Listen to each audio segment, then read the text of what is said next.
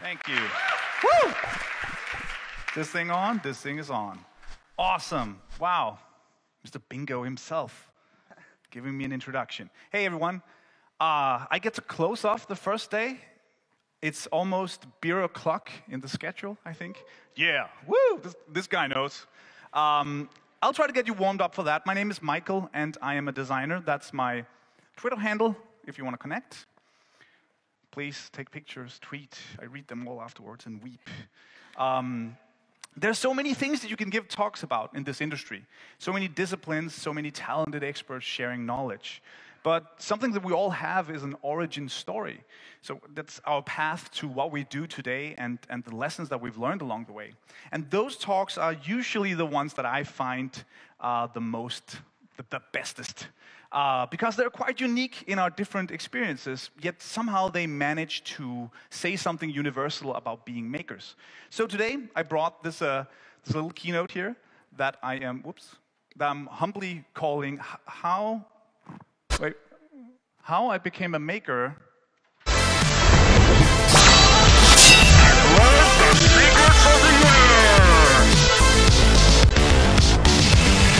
Yeah. You guys are still awake, right? Because I know it's pretty late, it's a long day. Woo! Yeah! Okay. So let me tell you my story. I was always interested in making things. I drew a lot as a kid. Here's a self-portrait, age 3. So happy my mom saved this. I was a cool kid from the 80s, growing up in the 90s. And from very early on, I drew things that interested me, right? This is 2 characters from the Danish television series Bamse and Kylling. Now, Bamse and Kylling directly translated is essentially bear and chicken, which I thought was kind of fun. Definitely my favorite show when I was a kid. And you can tell I'm already a pretty decent illustrator there. That's Bamse, that's Kylling, obviously, all right? Even dressed up as Bamse for Halloween. My mom made me this costume. I grew up, I became a teenager, I became a geek, and I played Dungeons and Dragons. I built my own computer. Here's a picture of my setup back then. I love that thing, blurry picture. We were doing games in this thing called Click and Play. Anyone remember Click and Play? This wonderful game, yeah, representing this wonderful little game-making tool, and you would make these little games in it, and I'd sit there next to my friend Rasmus. He would do the coding, and I would do the art, and I'd dream of one day making real games that other people would play, right? I remember really wanting a black keyboard, but I couldn't afford a black keyboard, so I spray-painted my keyboard black with Warhammer paint. That is probably the epitome of being a geek. You're painting your keyboard with Warhammer paint. It wasn't a very good keyboard afterwards, really sticky, but I kept it for like 5 years because I loved that thing. I made it, right? I got my first digital camera, loved it. I think getting a digital camera was kind of like my gateway drug into making more things on the computer. I found this place called DeviantArt. Anyone remember DA? Hands? Yeah, hey, we all got to start somewhere, right? It was probably my first real creative outlet. I uploaded my pictures there, I got likes and I got comments. And this kind of brings me to one of the first lessons, the first big secrets I learned as I was finding my way. I learned that I had to stay motivated to push my craft. Now, it's a foundational skill of any successful creative. I think motivation is what separates people who are able to stick with something from those who are not. Now, one great way I found very, very early on to hack staying motivated is to get feedback and appraisal for the progress you're making. Now, ain't nothing wrong with the like economy, right? Share what you're making to keep those pats on the back coming. We have this real human need to be rewarded for the stuff that we do. And the main reason why people stop pursuing their dreams is because they lose motivation. Finished gymnasium, high school, in 2003. This lovely picture here was taken of me. And at this point, I was very interested in design. I learned myself some HTML. I'd taken my first steps in Photoshop, and I thought, you know what, I'll go and I'll study design at design school, right? Yeah, design school. Boy, was I wrong. This is a picture that was brought in the local newspaper. That's me in the middle right there. I'm visiting with my new design school. It's pretty obvious I'm like the only guy. I was really out of place. Not just because I was the only guy, inherently that might have been a good thing, you know, but there was very little expertise in the sort of things that I was interested in. Look at that gullible fool. He thinks he's on his way to become a designer. It's like, right? I didn't fit in during design school. Here's a cover for a chair I designed. I hated it. I'm pretty sure the teachers weren't too keen on me either. Design, it felt inaccessible and serious in a way. It seemed wrong to me. I just wanted to make things on the computer. And when I wasn't at school, I went back home and I made websites for anyone who wanted them, basically. Here's a splash screen. Remember when we had splash screens? For a local butterfly park, right? I wasn't very good, right? But I loved it. We choose German over here, obviously. Here's what it looked like when you entered the site. You can't tell from this still, but the butterflies were GIFs. They were moving. It's gorgeous stuff, really. To be honest, I didn't learn much at design school. I grew my hair long. I drank a lot of beers. I finished the education because my mom told me I had to. And I swore that I'd do something totally different with my life, something not related to design. That went well. But this brings me to another lesson. I sure wish I could go back and tell myself this, because if things really aren't going according to plan, you shouldn't really worry too much. There's always something else waiting behind your current obstacle, and somehow you'll find your way. I found my way into a turtle's costume. I enrolled at university in 2005, studying natural sciences, of all things, as far away from design as I could, right? Attending university was kind of like a breath of fresh air after the toxicity of design school. And I made new friends, and I became chairman of the frat bar and started all manner of things. We had to, as chairman of the frat bar, I was suddenly running this small organization. We had to make some flyers. Like, yeah, I can make some flyers. It's fine. It's okay. Other people on campus kind of got wind of this. They came to the party. Like, Michael, we have the student handbook. Could you illustrate the student handbook? It's like, yeah, sure. I've never illustrated a book before, but I'll try. Design had gotten a lot less serious for me because it wasn't really a goal. It was just something I did because I liked it. 2006, also the year I got my first Mac. You guys remember your first Mac, right? Yeah. I love that thing. And I got really interested in replacing those wonderful icons everywhere on the OS. I was getting more and more into drawing things on the computer. I made wallpapers, because wallpapers, that's something you can do that other people can use, sort of like a utilitarian art in a way. Fanboy wallpapers like this. Really fell in love with Apple and their products. I rekindled those click-and-play days and made sets of icons, these little 32 by 32 pixel icons. You had to sit and draw in every pixel by hand. And then I gave them away for free for developers to use in their applications. And I remember it clearly, 12 years ago now. I was sitting in geography class as I launched my first portfolio. I needed sort of a place to keep all these things that I was making. And I had no idea what I was getting into yet, but it kind of taught me something. This is Pixel Resort, the very first version, which is my little one-man company.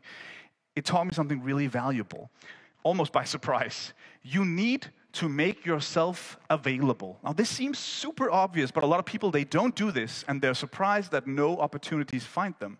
While it's great to be on social networks, it was sort of a game changer for me when I opened up my own portfolio on my own domain where I controlled the entire experience. It's one of the first things I always tell younger designers, like, get an online presence. To take part in adventures, you need to be discoverable. Now, back at university, still wasn't sure I wanted to be a designer. For my bachelor's, I studied human-computer interaction, tried to be a programmer, found out I was like the worst programmer in the world, possibly. But I was constantly drawn to the visual side of things. The types of websites I made changed a bit. And I think a pretty consistent thing in the stuff I did early on was sort of this love for colors and textures, just playing around with colorful drawings in Photoshop. And I slowly but surely fell in love with design again. Now, I still had it in my mind that I wanted to get a master's degree.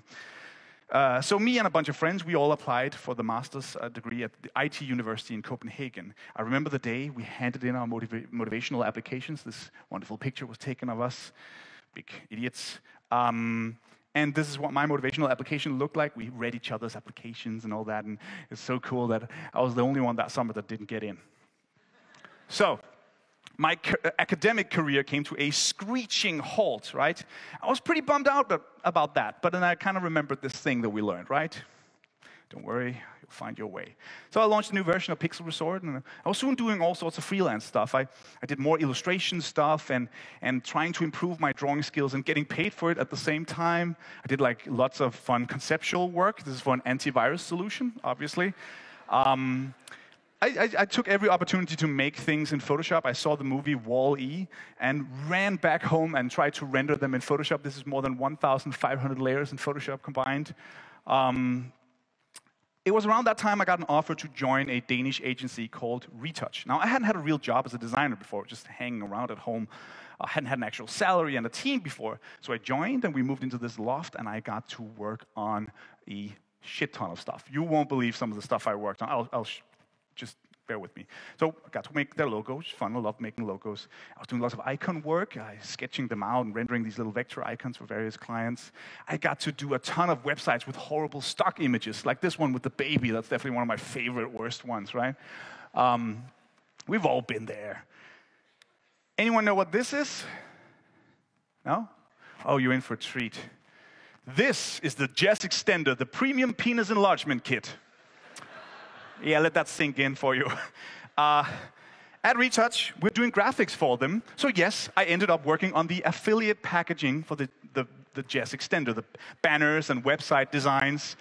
I told you I worked on a lot of weird stuff. I put that doctor up there. Like, looks real professional. It's going to help you out, right? Yeah. On the flip side, we worked on with upscale supermarkets on credit card designs. Very different.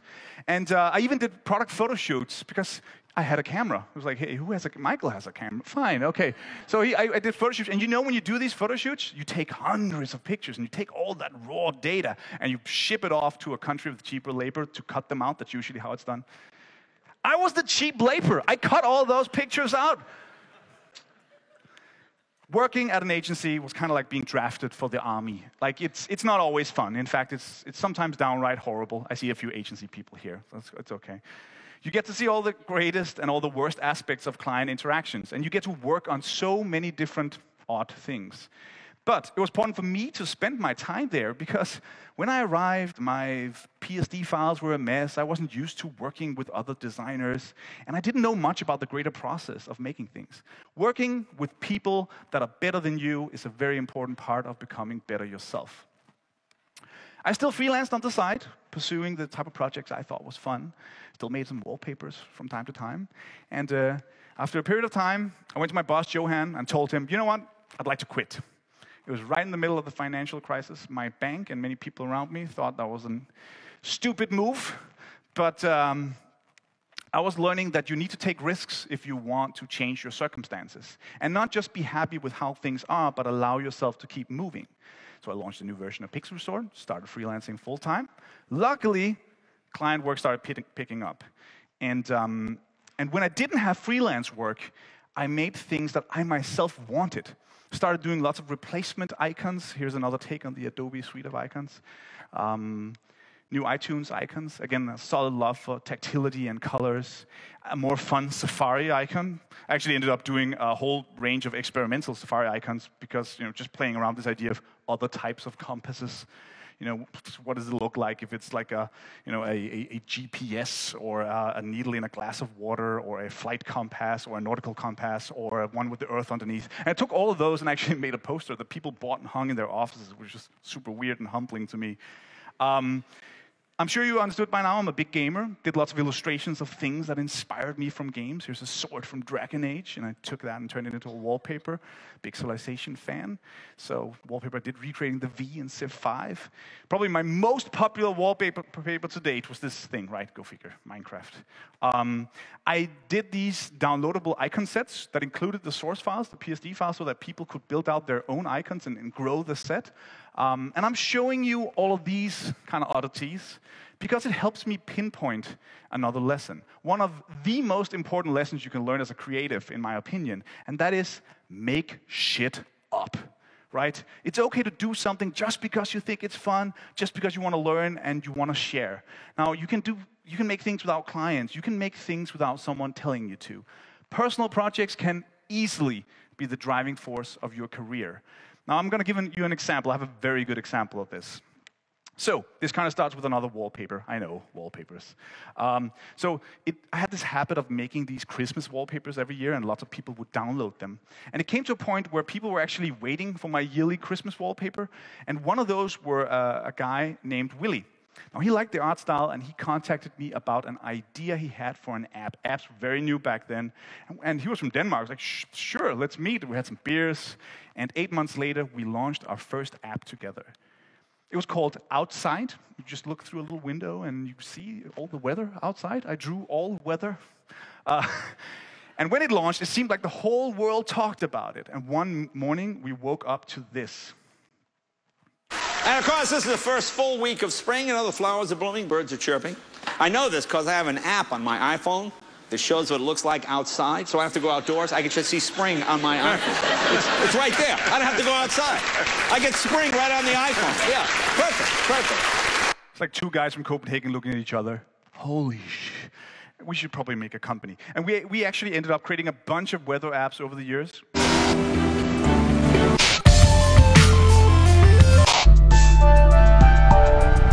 Yeah. And we founded this product development studio called Robocat, and went on to hire lots of people and work on some amazing projects. And I'll get back to a few of them just to emphasize some lessons I've learned. But the first lesson you should take away from that, from me sitting at home in my boxer shorts, making wallpapers, to meeting Willie, to making an app, to being joked about on Jay Leno, is that you never know what little side project or piece of content that will lead to the next big thing. The next thing that will shape your life. Now, every time you make something and put it on the internet, I love this analogy, you're essentially lighting a spark in a flammable room, waiting for things to ignite. You put out an app, you make a website, even a blog post, just keep igniting that spark. While Robocat was kicking off, I launched a new version of Pixel Resort. Notice how there's a consistency to this talk. Every time a new chapter in my life seems to open up, I update my portfolio. That's how often that happens.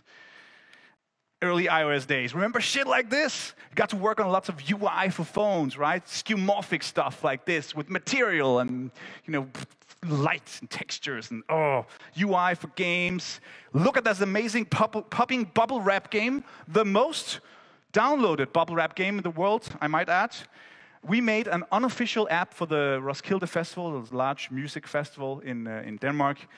They already had an official app, so it was like kind of like hush hush, but we didn't get paid. We got free beer, so that was nice.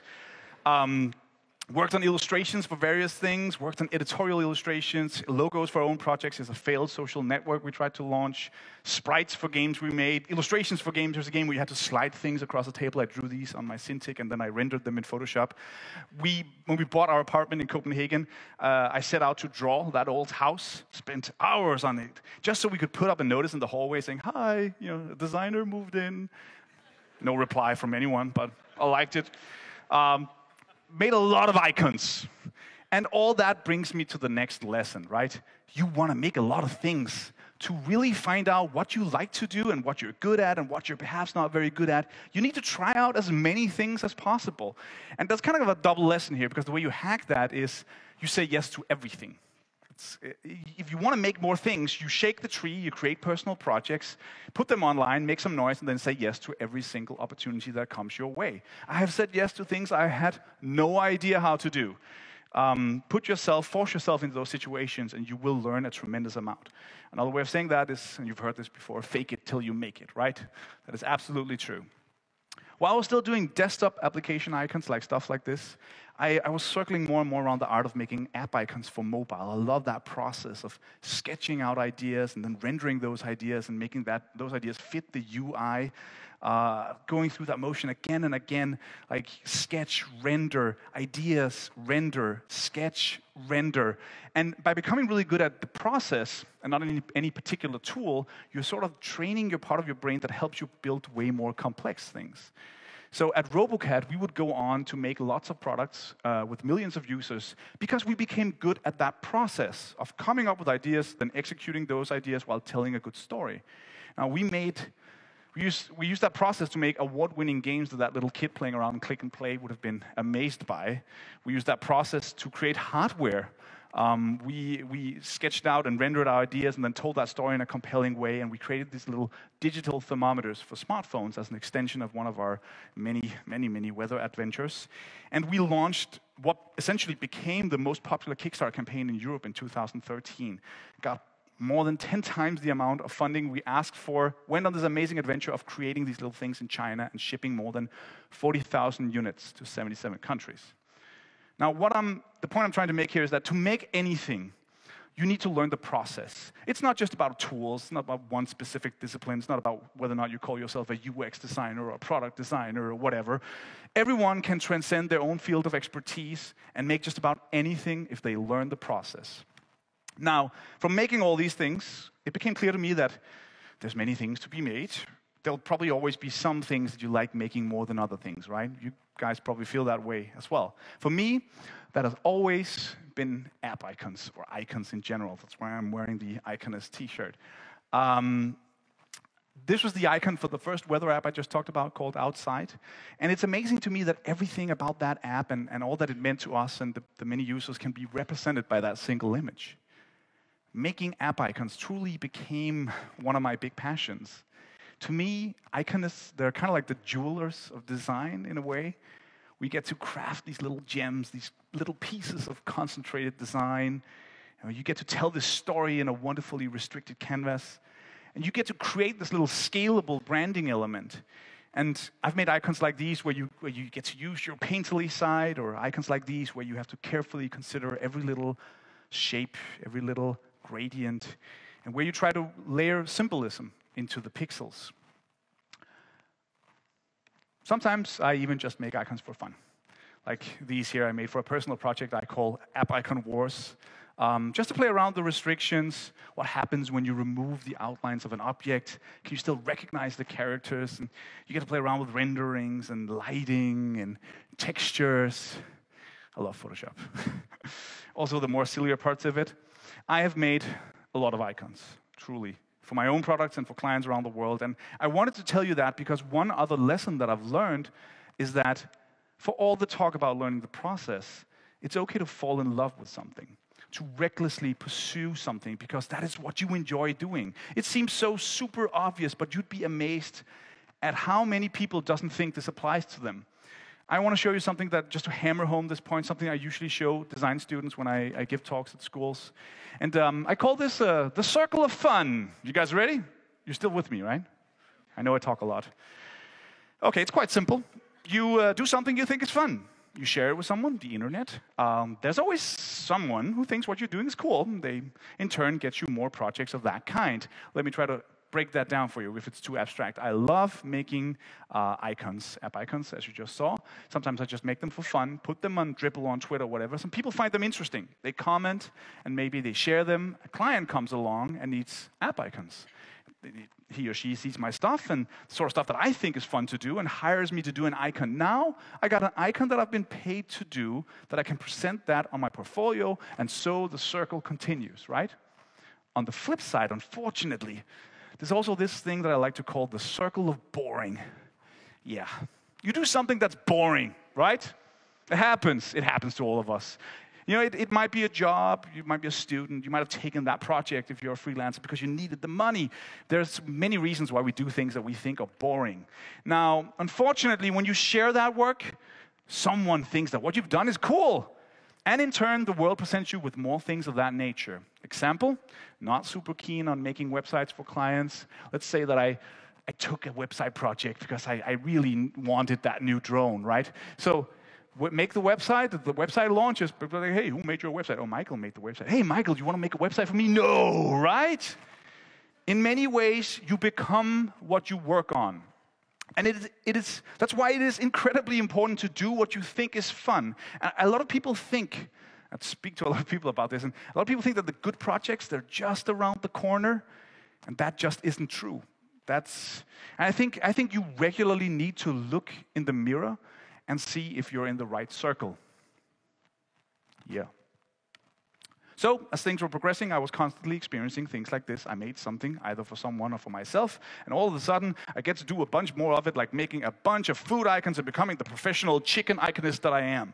I play around with the rendering one night, and the next thing I know, I end up with a line of posters on Society 6. Yeah.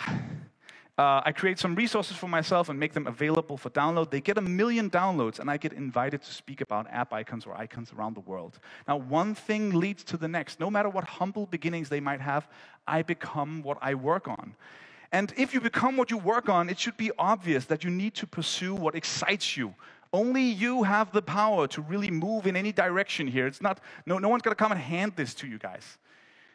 We helped the nonprofit organization Be My Eyes design and launch an app that connects blind people with sighted people. Amazing project, kind of like FaceTime for weak-sighted or blind people. And they had an amazing launch. They got worldwide coverage. And 300,000 people signed up in the first week. Now, it was a crazy time, but it taught me that you can make things that change your lives. With your creativity, you can actually make a difference for someone else. As a designer, I've done this. We're so focused sometimes on making that little button interaction so nice. But you can actually make stuff that changes people's lives. And don't wait until it's handed to you either. When we got one of the new Apple TVs before it launched in, what was that, 15 in Denmark, we sat around like, what would be the coolest app to make for the new Apple TV, right? That would obviously be to make an app for the Danish national television, the DR. But many had tried to pitch DR things through the ages. They told us not to bother. They even told us that it might kind of be a little dangerous legally. We went ahead anyways, made the prototype, and uploaded a video on YouTube showing it off. And at the end of the video, it says, who do we need to talk to, DR? It's a very sassy move. It was a Friday. Next Tuesday, in a meeting room with them. It's like there was like everyone crowded around a big conference table in a glass cage. They were just about to call legal, but they wanted to hear what we had to say for ourselves. It's like, push back my chair, pitch my heart out about why a small team like us should make this for them. And we actually got to build it, and we launched it for them. And it's one of the most downloaded apps in Denmark on the platform. Now, that's all good and well, but more importantly, do you know what DR makes? Anyone can guess this? Bamse and Kylling, obviously, right? That's made by DR, so working on the app. Damn it, I got to visit Bamse's house. Major bonus, yeah!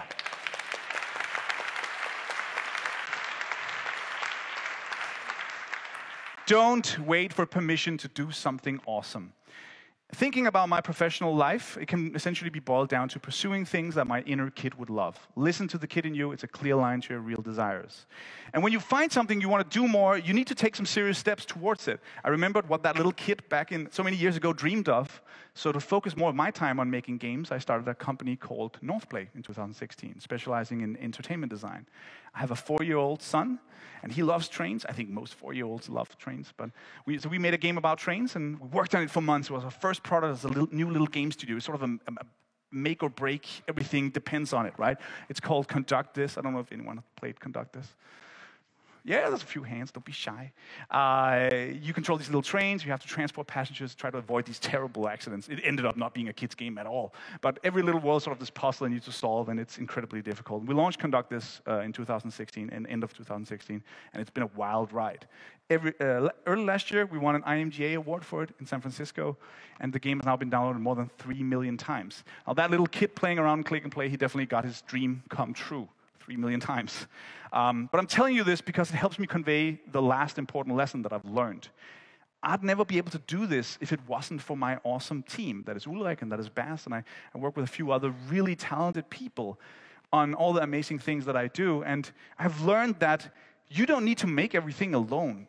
The most awesome things are usually made with other people. And I see a lot of new entrepreneurs, or specifically students, struggling with this. Like, look around you at an event like this. It's almost beer o'clock, right? Find someone and go on that journey of making those things with them. I wanted to end up here. I'm a little over time, I know, but I'm the last one, so I'm going to steal those minutes anyway. Telling you again to do what you think is fun. Now, it sounds so obvious that people entirely overlook it. I know you've heard it before. People even dismiss it as a cliche.